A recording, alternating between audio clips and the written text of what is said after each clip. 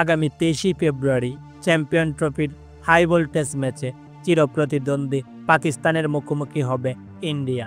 তবে দর্শক, এই ম্যাচের আগেই এবার ভবিষ্যৎবাণী করেছে জ্যোতিষীটিয়া। প্রিয় দর্শক, জেনে রাখা ভালো, এর আগে এই জ্যোতিষীটিয়া যতগুলো ম্যাচে ভবিষ্যৎবাণী করেছে তার প্রায় সবগুলোই সঠিক হয়েছে।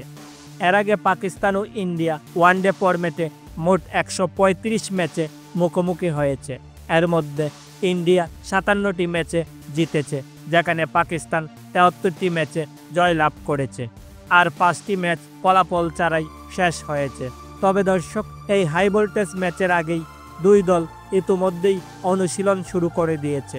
তবে চ্যাম্পিয়ন ট্রফির পঞ্চম ম্যাচ অর্থাৎ পাকিস্তান বনাম ইন্ডিয়ার এই ম্যাচের আগেই এবার এই ম্যাচকে নিয়ে ভবিষ্যৎবাণী করেছে জ্যোতিষীটিয়া। জ্যোতিষীটিয়ার ভবিষ্যৎবাণীতে জানা যায় এই ম্যাচটি খুবই হাড্ডাহাড্ডি লড়াই হতে চলেছে।